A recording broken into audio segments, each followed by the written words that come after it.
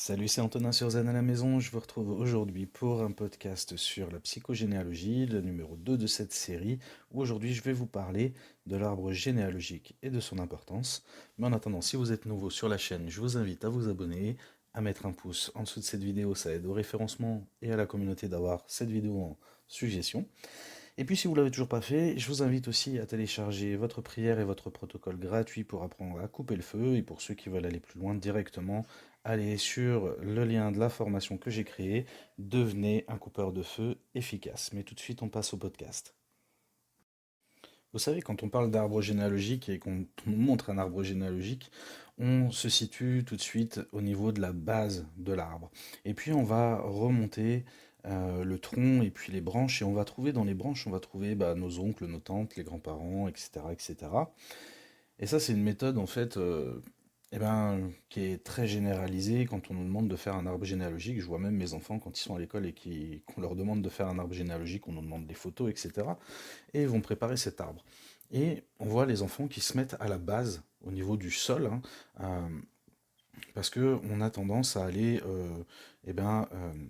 du haut avec les ancêtres pour descendre vers le tronc, en bas, au niveau du sol, et eux, ils se positionnent à ce niveau-là. Et au niveau des racines, il n'y a rien. Et en fait, moi, ce que j'ai envie de vous partager dans ce podcast, en fait, c'est tout simplement essayer de changer d'angle de vue, changer votre manière de voir les choses. Pour moi, un arbre généalogique, véritablement, quand il est véritablement bien fait, à mon sens, hein, ça n'engage que moi, c'est que on va se situer effectivement à la base, au niveau du tronc, mais pour moi, nos parents, nos oncles et tantes, nos grands-parents, arrière-grands-parents, ne se situent pas dans les branches, mais ils vont se situer dans les racines. Et puis nos enfants, nos petits-enfants, et puis tous les êtres qui ne sont pas incarnés encore, vont être introduits au niveau des branches. Pourquoi Pourquoi est-ce que j'ai cette vision-là? Pourquoi j'ai envie de partager cette vision-là avec vous? Parce que pour moi, euh, tout ce qui est lié au transgénérationnel, à l'héritage familial, etc., c'est ce que je le vois comme des racines. C'est quelque chose d'enraciné en nous, dans notre famille, dans notre arbre, et puis dans nos cellules, dans notre ADN. Donc c'est enraciné, ça se situe dans les racines. Et en fait, il y a aussi cette façon de voir la vie, de voir les choses. Je suis un être incarné et je suis là pour grandir, pour évoluer. Finalement, comme une petite pousse d'arbre qui va grandir, évoluer et faire grandir son arbre. Donc c'est pour ça que je voulais vous apporter déjà cette vision, voir les choses autrement. Vous êtes bien situé au niveau de la base, du tronc, mais finalement, vos ascendants, où est-ce qu'ils se situent? Eh bien, à mon sens, ils se situent dans les racines. Et notre rôle, en tant qu'être incarné sur cette terre, c'est d'aller nettoyer nos racines, d'aller véritablement nettoyer ces racines qui sont pleines d'émotions, pleines de vécus qui ne nous appartiennent pas pourtant, eh bien, qui ont un impact sur nos vies. En ayant cette vision-là aussi, ça va nous permettre de mieux comprendre comment est-ce que nous, ce que nous avons vécu avant, avant de procréer, avant d'avoir une descendance, eh bien, ça aura un impact aussi sur nos enfants, nos petits-enfants. Bah oui, parce que euh, quand on s'arrête au tronc et qu'on va de haut en bas, hein, qu'on descend des branches par le tronc et au niveau du sol, bah on se dit finalement ça s'arrête là, ça s'arrête au sol.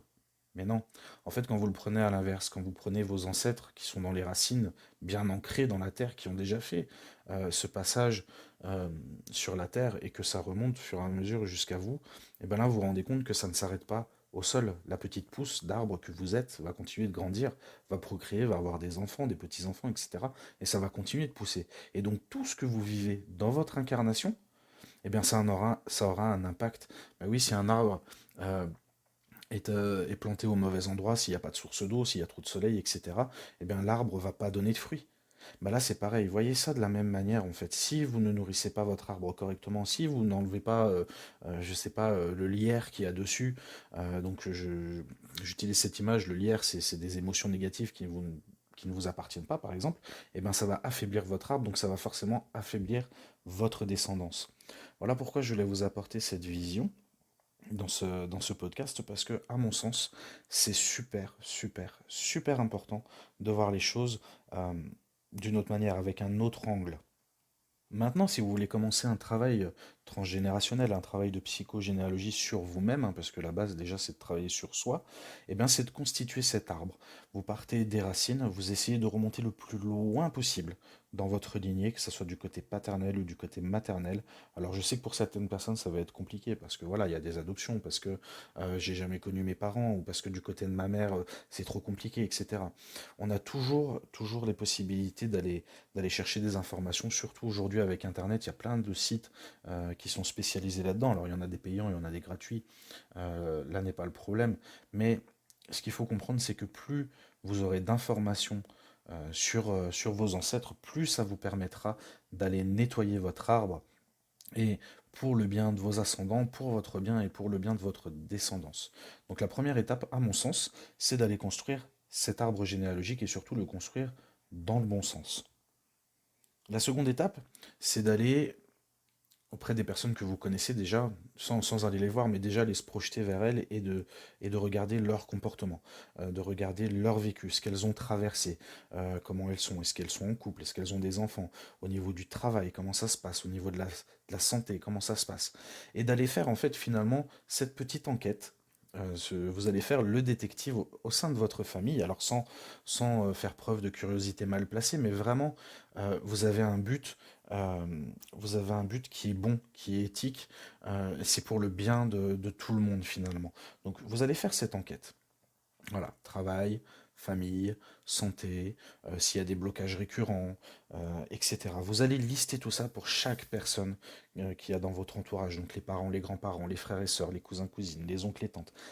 Plus vous serez précis, plus vous aurez d'informations, plus le travail derrière sera pas facile, mais au moins on saura sur quoi on doit travailler. Qu'est-ce qui relève de la psychogénéalogie? Qu'est-ce qui relève du transgénérationnel? Et plus ça sera facile pour vous, plus vous pourrez pointer du doigt et vous dire, voilà, je sais que je dois travailler là-dessus par rapport au transgénérationnel. Donc après, soit vous allez consulter quelqu'un, soit vous vous formez pour le faire, soit vous avez une très bonne connexion avec vos guides et vos ancêtres et que vous avez la capacité de le faire vous-même, ça peu importe. C'est pas ce qu'il y a de plus important. Donc ça, à mon sens, c'était la première étape vraiment, vraiment très importante. Mais il y a autre chose aussi qui est vraiment très important, c'est d'aller voir, déjà au sein de votre foyer, de votre famille, donc de vos enfants, petits-enfants, ou de vos parents, ou frères et sœurs, c'est d'aller voir si tout le monde est à sa place dans l'arbre généalogique. Je m'explique. Vous avez parfois un comportement d'un enfant avec sa mère où on se dit, mais j'ai l'impression que la mère c'est la fille et que la fille c'est la mère. Voilà, on va se faire des réflexions comme ça au travers des comportements des personnes. Mais si vous faites cette réflexion-là, c'est peut-être qu'au niveau de l'arbre généalogique, il y a un problème. Peut-être qu'au niveau de l'arbre généalogique, finalement, ces deux personnes ne sont pas à la bonne place. Au travers des expériences vécues, peut-être que dans une vie antérieure, elles avaient le rôle inverse, c'est-à-dire que la mère était la fille et la fille était la mère, et que du coup, dans cette nouvelle incarnation, dans ce nouveau cycle d'incarnation, eh bien, elles ont ramené tellement de mémoire de l'incarnation précédente que finalement, ça a une trop grosse empreinte et que du coup, ça a un impact. Et donc ça, c'est super important de l'identifier. Peut-être que vous-même, vous sentez que vous n'êtes pas tout à fait à votre place dans cet arbre généalogique. Alors, l'idée, c'est encore une fois, soit d'aller consulter quelqu'un, soit de se former, soit d'aller en méditation et demander euh, à ce que, euh, à ce que telle ou telle personne reprenne sa place. Il y a souvent un travail énergétique à faire, à remettre l'arbre généalogique en place. Quand c'est pour vous, quand c'est pour vous-même, vous pouvez tout simplement aller faire le travail avec vos guides directement, demander à retrouver votre place pleinement. Là, on va parler aussi au niveau de l'ancrage, hein, aller faire pousser ses racines en profondeur pour être bien ancré dans le monde présent, mais aussi en largeur pour prendre toute sa place. Donc toute sa place, ça veut dire quoi? Ça veut dire sa place dans la société, mais aussi dans sa propre famille. Voilà, c'est super important. Si vous vous projetez dans cette idée de je fais un travail en psychogénéalogie pour moi-même, c'est super important de commencer par là. De créer votre arbre généalogique, ça c'est la première étape, de le créer dans le bon sens. Derrière, de le créer euh, et d'aller faire ce travail de recherche, hein, ce travail de détective où vous allez récupérer un maximum d'informations. Et attention, peut-être même des choses qui vous paraissent anodines vont, au fur et à mesure que vous allez mettre toutes les pièces du puzzle en place, vont avoir une importance. Donc ça, c'est le deuxième point très important, hein, aller faire ce travail de recherche. Et troisième point, c'est aller faire le point si tout le monde est à sa place. euh, dans l'arbre généalogique. Je pense à une dernière chose, hein. Vous avez par exemple, je donne juste un exemple, hein. Vous avez une personne, une jeune fille qui est tombée enceinte à 15 ou 16 ans par exemple. Et ben ça se fait pas d'avorter, donc elle va garder le bébé. Par contre, c'est pas elle qui va élever l'enfant, ça va être les grands-parents, et finalement l'enfant, on va cacher ça à tout le monde et on va dire que c'est la grand-mère qui est la mère finalement. Vous voyez le bazar que ça fait? Ça fait un secret de famille terrible, et finalement plus personne n'est à sa place dans l'arbre, et ça c'est important de repositionner tout le monde. C'est important de le mettre en lumière, de l'accepter. Et voilà, ça c'est un exemple parmi tant d'autres, mais sachez que ça existe.